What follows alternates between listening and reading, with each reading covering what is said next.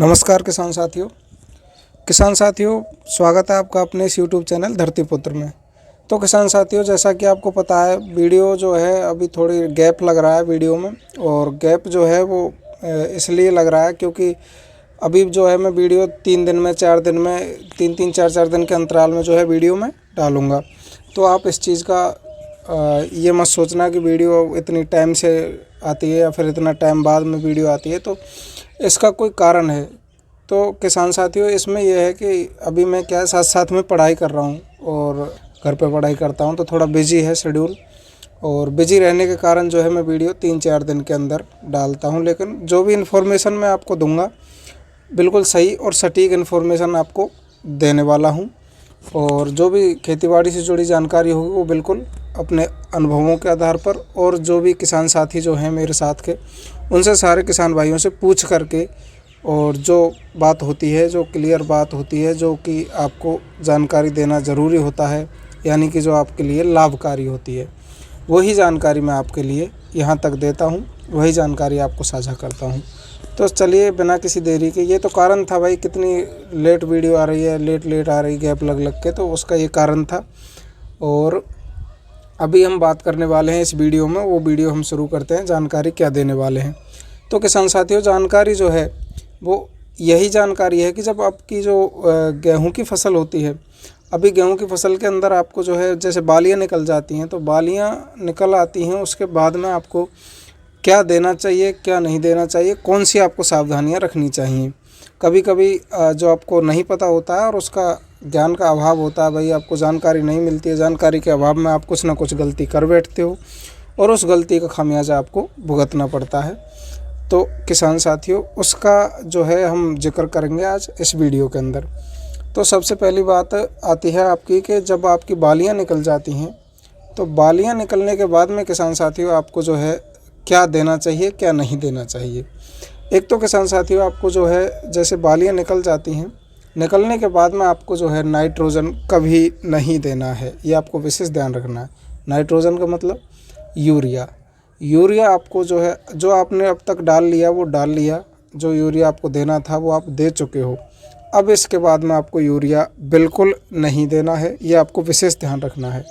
दूसरी बात, जैसे आपने पहले पानी पर यूरिया दिया होगा, दूसरे पानी पर यूरिया दिया होगा, और आपने बुआई के समय भी यूरिया दिया होगा, तो जो मात्रा है आपको मैं बता चुका हूँ चैनल पर पहले भी, दूसरी वीडियो मैंने बना करके डाल रखी है, कितनी मात्रा में पहले पानी पर, कितनी मात्रा में दूसरे पानी पर यूरिया और क्या क्या डालना चाहिए, मैं बता चुका हूँ ये चीज़। जैसे कि आपको जितना भी आपको यूरिया डालना है, उसको जैसे 3 बार में डालना है, 3 टुकड़ों में डालना है आपको। जैसे आप पूरा एक बैग डाल रहे हो तो उसको 3 टुकड़ों में, या फिर 2 बैग डाल रहे हो तो उसको 3 टुकड़ों में डालना है। तो ये तो रही यूरिया कि भाई आपको ये बालियां निकलने के बाद में कभी नहीं डालना है। क्यों? इसका कारण होता है किसान साथियों, जो नाइट्रोजन होती है यूरिया के अंदर, और नाइट्रोजन का काम होता है पौधे में वृद्धि करना, यानी बढ़वार करना।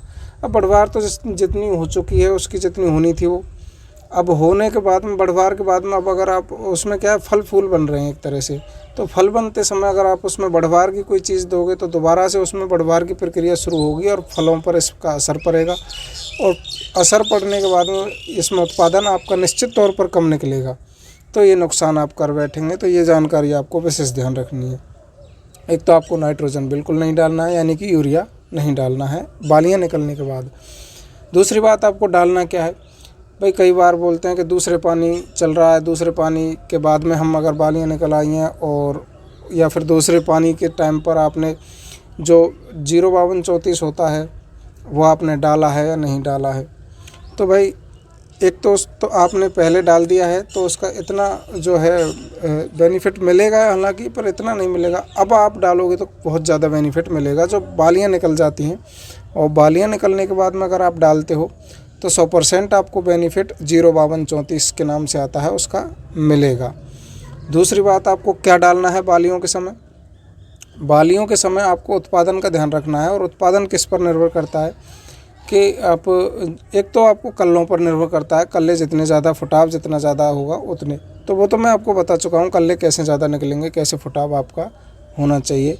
तो उसके लिए आपको क्या करना है, फुटाव के लिए तो अभी तो स्टेज आ चुकी है बालियों वाली, तो उस समय आपको क्या करना है, उस समय किसान साथियों आपको पोटास और फास्फोरस ये 2 चीज़ें ज़रूरी होती हैं। क्योंकि अब आपको जो दाना बन रहा है उस दाने का आकार अच्छा होना चाहिए, उसका कलर अच्छा होना चाहिए, चमकदार होना चाहिए, वज़नदार होना चाहिए, आकार बड़ा होना चाहिए, गोल होना चाहिए। ऐसे कई पहलुओं पर आपको ध्यान देना है कि भाई ये चीज़ें आपको ध्यान में रखनी है। अगर ऐसी इन चीज़ों पर आप ध्यान देते हो तो आपका निश्चित तौर पर उत्पादन पर प्रभाव पड़ेगा, प्लस में जो आपका जो रेट होती है वो रेट पर भी प्रभाव पड़ेगा अगर आप बेचने जा रहे हो मंडी में तो। और खाने के लिए भी अगर आप यूज़ कर रहे हो तो आपको क्वालिटी का ध्यान तो रखना ही रखना है, क्योंकि क्वालिटी अच्छी होनी चाहिए खाने के लिए भी।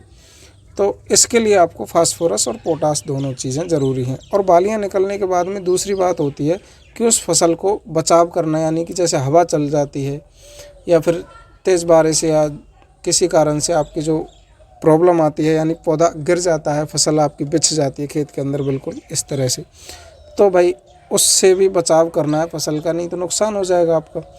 तो यानी कि तना आपका मजबूत होना चाहिए, और तना मजबूत करने के लिए आपको क्या करना है, जो फास्फोरस होता है, फास्फोरस का काम होता है तने को बिल्कुल मजबूत करना, पौधे को मजबूत करना। जो पौधा है उसको मजबूत कर देगा, तने को बिल्कुल सीधा कर देगा, खड़ा कर देगा, और इससे मजबूती के कारण आपका जो हवा वगैरह चलती है उससे आपका पौधा गिरेगा नहीं, और गिरने के बाद में आपको नुकसान का सामना नहीं करना पड़ेगा। तो ये बातें ध्यान में रखनी है। अब फास्फोरस के बाद में दूसरी चीज़ होती है पोटास। पोटास का काम क्या होता है, तो किसान साथियों पोटास जो होती है आपके फसल के अंदर जो उस समय जब आपका दाना बन रहा होता है, या फिर दाने में जो दूध जो बनता है, एक तरह से दूधिया आकार लेता है, दूधिया दाना बन रहा होता है उस समय फसल, उस स्टेज पर आपके जो फसल होती है यानी दाना होता है, उस दाने को के आकार को निर्धारित करता है, आकार बढ़ाता है, बड़ा करता है आकार दाने का, और दाने में वज़न डालता है, दाने में भराव अच्छा करता है उस दाने के अंदर, और उसके बाद में दाने को गोल बनाता है, यानी क्वालिटी कुल मिलाकर के आपकी बहुत शानदार कर देता है गेहूं की। तो ये आपको विशेष ध्यान में रखना है, और यही जानकारी मैं देना चाहता था आपको। ये 2 ही चीज़ें फास्फोरस और पोटास, प्लस में 05234 आपने पहले नहीं डाला है तो अब डालोगे, और स्प्रे करना है। स्प्रे का ही रिज़ल्ट अच्छा मिलेगा इसमें, और स्प्रे आप करोगे तो ही इसका फ़ायदा आपको बहुत अच्छा मिलने वाला है। तो किसान साथियों यही थी आज की कुछ जानकारी। मिलते हैं किसी अगली वीडियो में इसी प्रकार की खेती बाड़ी से जुड़ी नई अपडेट, नई जानकारी लेकर। तब तक के लिए जय जवान जय किसान।